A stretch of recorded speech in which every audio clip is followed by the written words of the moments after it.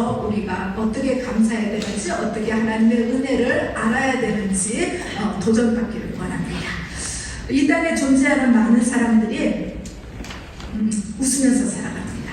그런데 웃음이라는 것은 사랑만 가지고 있다는 거 여러분들 아시죠? 아닌가요? 우리 교회도 보면 강아지를 사랑하시는 분들이 많은데 강아지도 웃는다고 저한테 이야기하더라고요. 근데 저는 아무리 봐도 강아지가 웃는 것 같지는 않아요. 사람만 웃어요. 웃음이라는 것은 행복을 표현하는 방법이고요. 요즘에는 점점 웃음이 부족해지지 않나 싶어요. 여러분들 언제 웃어보셨어요? 언제 막 크게 소리내서 웃어본 적이?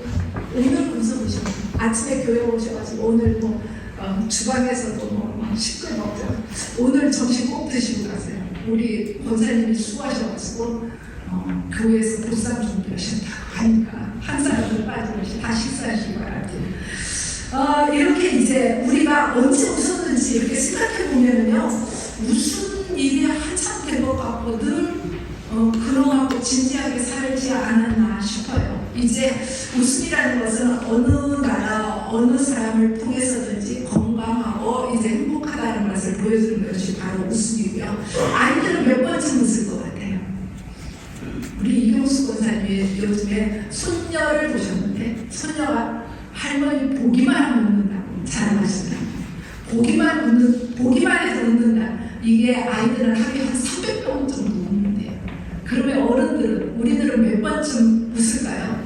많이 웃으면 10번이나 20번쯤 성인들은 그렇게 웃게 된다 하더라고요.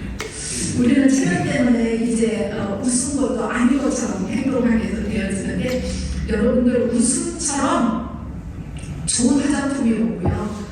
웃음처럼 우리의 얼굴을 밝게 하는 것도 없습니다. 그래서 이 웃음이라는 것이 소화도 잘 되고요. 이 웃음이라는 것이 순환에도 도움이 되고 우리의 삶이 그렇게 길지 않잖아요.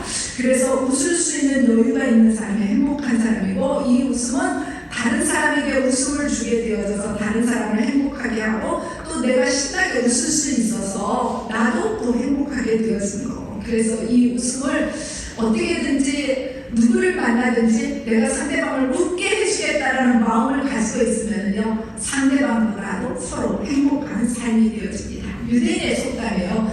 돈을 벌기가 쉽다. 그러나 돈을 어떻게 쓰느냐 하는 것은 결국 쉽지 않다라는 속담이 있습니다. 많은 사람들이 모으기 위해서 고군분투하죠. 정말 애쓰게 되어져요. 어떤 사람은 정말 죽도록 애쓰게 되어지죠. 대부분의 사람들이 그렇게 애쓴 것을 가지고 그것을 별 생각 없이 쓰게 되어지는 경우도 있습니다. 어떤 사람들은 보면 굉장히 애쓰고 많은 것들이 모여지게 되어지는데 늘 빈 것 같은 삶을 사는 자들도 있거든요. 성도들은 어떻게 이제 돈을 모으느냐보다 어떻게 하나님의 뜻에 합당하게 쓰느냐가 중요하고 늘 고민하면서 써야 하는 것입니다. 우리가 돈을 쓰는 그 순간에 이게 하나님이 기뻐하시는 자리인가? 하나님이 이렇게 쓰는 거 하나님이 허락하시는 일인가? 한 번쯤 고민하면서 돈을 쓰는 훈련들이 우리에게 필요해요. 돈에 대한 이야기를 왜 하느냐? 오늘 본문의 주인공인 나발이요 부자였어요. 엄청난 부자였어요. 그런데 그 부자였지만 그거를 잘 쓰지 못했어요. 어리석고 미련한 자, 가족과 종들로부터 무시당하고 버림받게 되어지고 그것을 잘 쓰지 못함으로 결국은 죽게 되어지는 이 나발의 모습이 우리에게 반성하고 회개하는 은혜의 시간이 되기를 원합니다.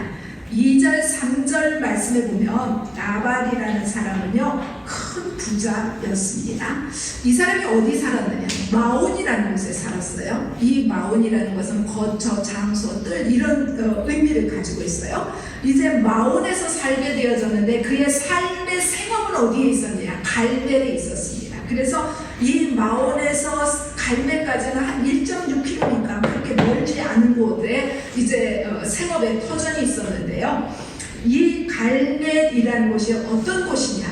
이 갈멜 사람들은 사울 왕을 좋아했어요. 사울 왕이 아말렉과의 전쟁에서 승리하고 난 다음에 이 갈멜에다가 자기의 승전비, 기념비를 세운 곳이 바로 갈멜입니다. 그래서 이 갈멜에 사는 사람들은 사울이 영웅이에요. 사울이 왕이에요. 그래서 이 사울의 영향력이 컸던 것으로 이제 보여집니다.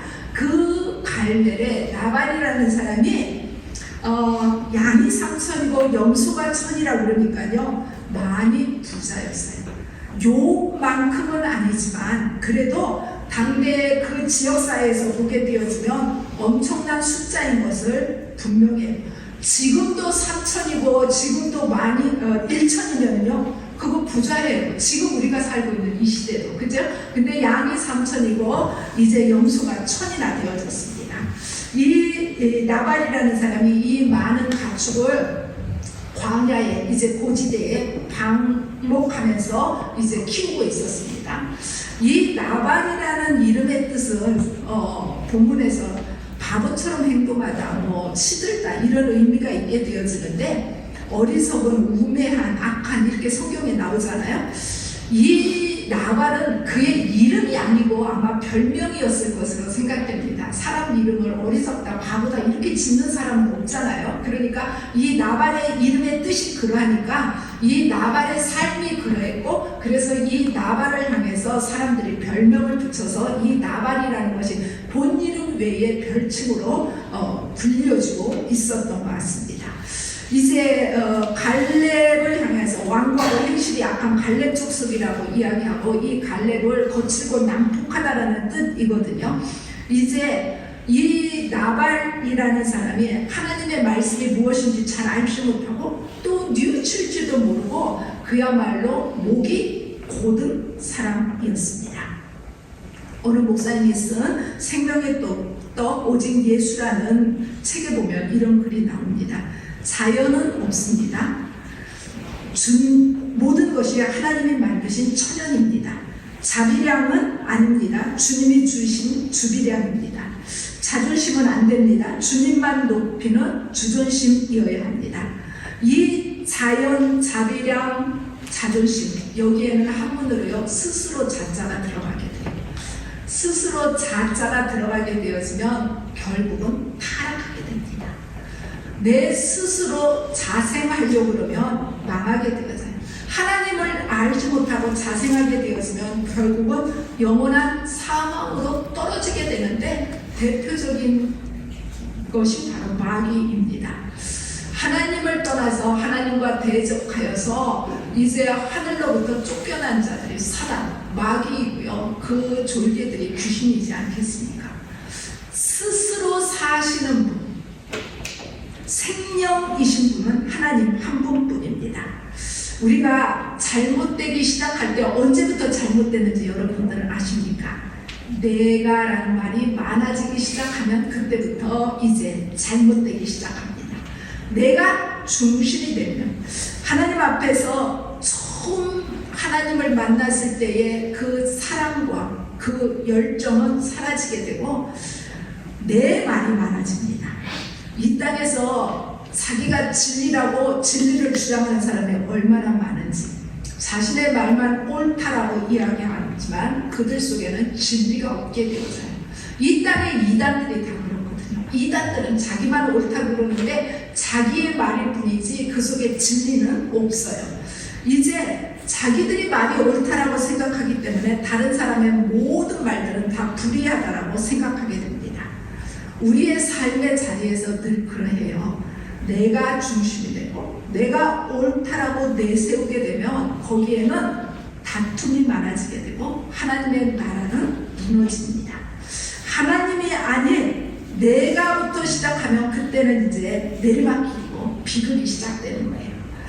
이 나발에게 있어서 양 3,000마리, 염소 1,000마리, 큰 부자였습니다. 열심히 경영한 결과라고 생각했겠죠? 자신의 노력으로 되어졌다라고 생각했겠죠? 그러는데 이 나발이 이 많은 양떼와 많은 염소떼들을 거느리게 되어질 때에 하나님의 은혜였다라는 것을 잃어버렸고요. 이 많은 것들을 방목하면서 키우게 되어질 때에 다른 사람의 도움이 있었다는 것을 잃어버린 거예요. 왜냐하면 이것이 누가 가져가지도 않고 훔쳐가지도 않고 이것을 누가 욕심내지도 않았던, 그래서 다른 외적으로부터 그 모든 것들을 안전하게 보호해주는 보호자들이 있었고 이웃이 있었다는 것을 이 나발은 알지 못했어요. 그래서 제대로 나누지 못한 거예요. 자기만 아는 욕심장이였습니다. 우리가 흔히 노블레스 오블리주라는 말을 쓰게 되잖아요. 이 말이 이 나발에게 해당되는 것입니다. 이 말은 왕족이나 귀족들이 평상시에 자기를 위해서 잘 살 수 있어요. 호화롭게 살 수 있어요. 그런데 어려운 일을 만나게 되면, 나라가 위기에 처하게 되어지면 앞장서야 된다라는 이야기입니다. 부자가 되어져서 많은 혜택을 받은 만큼 윤리적인 의무도 기꺼이 감당하려는 마음을 가지고 살아야 된다는 이야기이거든요. 그런데 오늘 나발은 큰 부자였어요. 그런데 하나님과 가족들과 이웃 앞에서 부자로서의 품위, 부자로서의 도덕성, 이런 것은 없었습니다. 이제 돈만 많고 그 외의 모든 것은 다 가난한 자였어요. 그는 완고한 자였고 악한 자였습니다. 이 완고하고 악한 사람의 그 삶이 얼마나 안타까운지, 도리어 부자가 아닌 것이 더 축복일 것입니다. 그러는데 이 나발은 그의 이름대로 완고하고 악한 사람이 되어져서 그의 삶의 균형을 잃어버린 사람이었습니다. 두 번째, 이 나발은요, 정말 은혜를 모르는 사람이었어요. 9절에서 11절에 보게 되어지면 이 나발이 이제 양털을 깎는다고, 양털을 깎는다라는 것은 추수하는 거예요. 이제 양털을 깎아서 그것으로 통해서 그의 삶의 부함을 누리게 되거든요. 이 양털 깎는 시간이 되어지면요, 모든 사람들, 그러니까 자기의 일하는 사람들 외에 동네 잔치가 벌어지는 거예요. 누구에게나 이제 베푸는 시간이 이 양털을 깎는 시간, 추수의 시간입니다. 이 양털 깎는다는 소식을 다윗이 듣게 되어지고요, 다윗이 자기의 사원 10명을 보내게 되어집니다. 보내가지고 이제 우리에게 필요한 것들을 달라라고 이야기할 때에 나발이요, 이 요구를 이런 지하에 거절하게 됩니다. 그냥 거절하는 정도가 아니라요, 완전히 다윗을요 불량한, 건달 정도로 여기게 되는 거예요. 사울을 배반한 불충한 건달 정도로요. 이제 이 나발이 살고 있는 갈멜에 사울의 기념비가 있다라고 말씀드렸잖아요. 그래서 이 갈멜에는요, 그 사울의 강한 영향력이 있는 마을이라는 것을 우리가 기억해보면, 이 나발도 그 영향력 안에서 사울을 배신한 다윗을 좋아하지 않았던 것 같습니다. 이제 사울이나 요나단이나 모두 다 다윗을 다음의 왕으로 보는 시점에 정말 그야말로 졸부에 불과한 이 나발이라는 사람이 다윗에 대해서 좀 오만불순한 태도를 보이게 되어지고, 이 다윗이 그동안 나발의 양과 그 염소를 지켜주고 보호해준 것에 대한 은혜 전혀 기억하지 않고 배반하게 되어지고, 그리고 이 나발이 하나님의 뜻이 어디 있는지, 하나님의 시선이 어디 있는지에 대해서 굉장히 둔감하고 어리석고 미련한 자라는 것을 보게 됩니다. 이 나발이 다윗을 자신의 유익을 위해서 이제 사울을 배반한 자 정도로 취급하고 있는 거예요. 11절에 보게 되어지면은요, 내가가 3번이나 나오게 됩니다. 내 떡과 내 물과 내 고기 다윗에게 줄 수 없다는 거예요. 이제 이 나발은 우리가 가지고 있는 모든 것의 주인이 하나님이시고요, 지금 내가 누리고 있는 것은 하나님이 내게 맡겨주셨고 나는 청지기로서 산다는 것을 잃어버리는, 완전 알지 못하는 몰지각한 모습이에요. 이 나발은 다윗 일행을 어떻게 취급하냐, 주인에게서 쫓겨나서 떠돌아다니는 불량한 내지는 건달, 이 정도로 몰아붙이게 됩니다.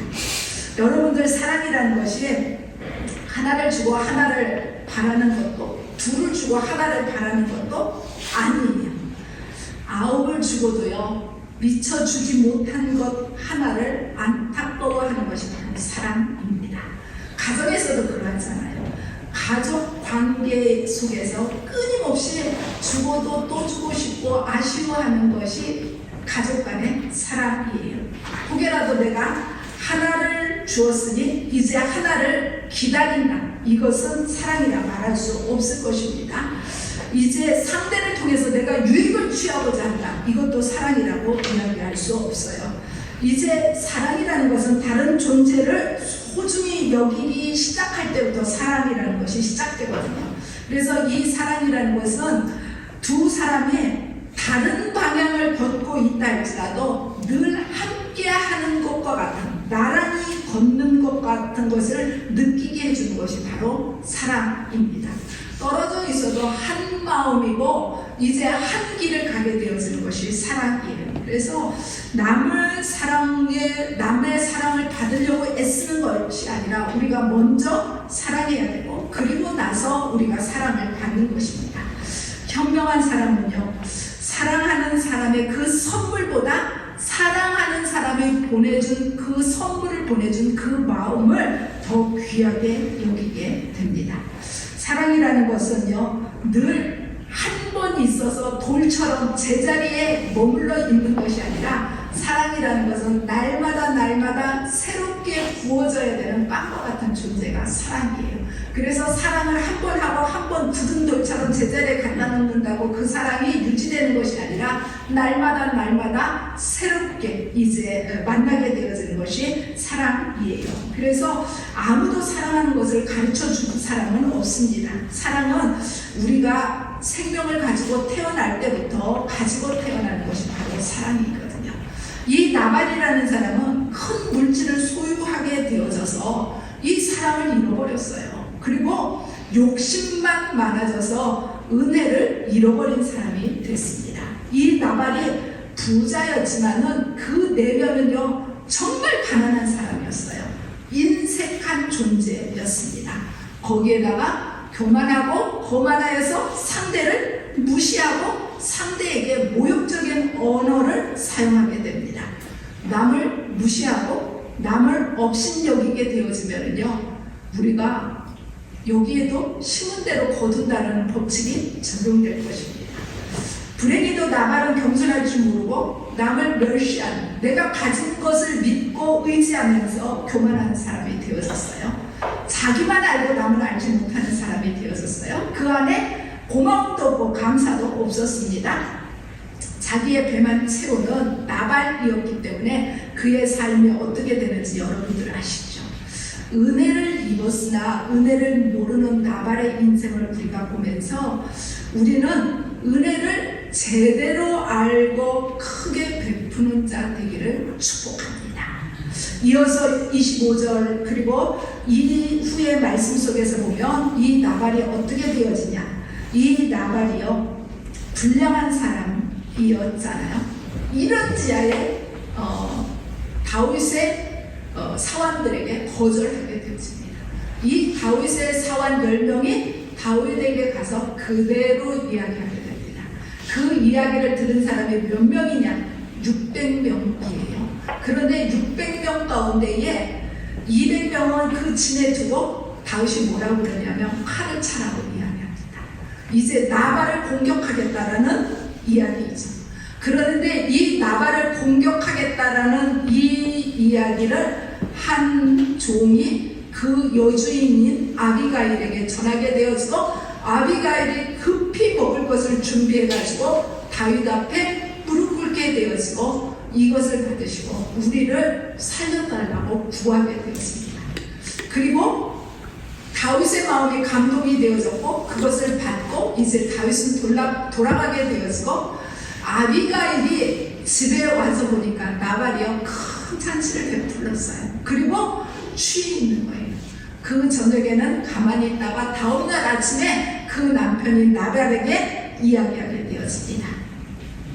그 나발이 포도주에서 깬 후에 그의 아내가 있었던 모든 일, 다윗과의 이야기를 전하게 되어질 때에 이 나발이 낙담하여 몸이 돌과 같이 되었더니 열흘 후에 여호와께서 나발을 치시매 그가 죽으니라 이렇게 말씀하고 있어요. 아내 아비가일이 남편 나발을 향해서 다윗 앞에서 뭐라고 이야기하냐면 그 사람은 불량한 사람이라고 이야기합니다. 불량한 사람, 무익한 사람, 쓸데없는 사람, 무가치한 남자라는 뜻이에요. 이 나발이 다윗을 하나님께서 택하셔서 이스라엘의 왕이 되어질 터인데 그것을 잘 알지 못하고 오히려 사울을 배반하고 떠난 불충한 사람 정도, 떠돌이 종 정도로 여기게 되어질 때에 이 다윗에게 주어야 되는 마땅한 수고의 대가를 지불하기를 거절하게 되어질 때에 이 나발은 스스로 자기 무덤을 판 것입니다. 이 나발이 자기에게 은혜를 베푼 다윗이 식량을 요구하게 되어질 때에 그것을 모욕적으로 거절하게 되어지고 자기는 많이 먹고 많이 마시고 아낄 줄 모르는 미련한 자였습니다. 그가 왕의 잔치처럼 먹고 마시고 취했습니다. 정신을 잃을 정도였어요. 이제 아비가일이 그 남편 나발에게 다윗이 나발을 죽이려고 갈멜로 행했었다는 이야기를 듣게 되어질 때에 그의 몸이 돌같이 굳게 되어졌습니다. 이제 성경은 여호와께서 치셨다고 말씀하고 있어요. 이 나발의 죽음은 교만과 어리석음, 은혜를 알지 못하는 자에 대한 하나님의 형벌입니다. 나발의 사건은 그의 삶에 있어서 재물과 돈을 최고의 목적으로 삼고 그것만을 추구하게 되어질 때에 그의 인생의 마지막 파멸이 어떻게 되어지는지를 그의 삶의 죽음과 지옥이라는 것을 보여주고 있어요. 디모데전서 6장 9절 10절에 이렇게 말씀합니다. 부하려는 자들은 시험과 올무와 여러 가지 어리석고 해로운 욕심에 떨어지나니 곧 사람으로 파멸과 멸망에 빠지게 하는 것이라. 돈을 사랑함이 일만 악의 뿌리가 되나니 이것을 탐내는 자들은 미혹을 받아 믿음에서 떠나 많은 근심으로 자기를 찔렀도다라고 말씀하고 있습니다. 오늘 우리가 본문에서 만나게 되어지는 나발이라는 사람, 그가 많은 것을 가졌어요. 많은 재산을 가졌어요. 그런데 그에게 지혜가 부족했습니다. 미련하기도 하고 좀 막무가내인 사람이었습니다. 이제 뭐 기도하고 믿음 있고 다른 사람들을 좀 배려하고 나누고 섬기고 사랑할 줄 전혀 알지 못하는 사람이었어요. 그의 삶은 욕심과 욕망과 비난과 교만만이 가득했습니다. 결국은 그것으로 인해서 무시받고 버림받고 멸망에 이르게 됩니다. 지혜가 없어서 천국까지 잃어버리게 되어지고 가장 비참한 저주받은 인생이 되었습니다. 사랑하는 여러분, 오늘 우리가 추수감사절 예배를 드리게 됩니다. 이 예배가 해마다 드리는 예배니까 그냥 지나가는 행사처럼 지나가는 것이 아니라 이 예배 가운데에 정말 하나의 은혜를 우리가 헤아려 보기를 원합니다. 갚을 수 없는 은혜가 우리에게 부어졌거든요. 이제 우리의 삶 가운데에 이 나발, 정말 바보 같은 사람이라고 불량한 사람이라고 우리가 치부해버리게 되었지만 내 안에도 나발이 있다는 것을 우리가 부인할 수는 없어요.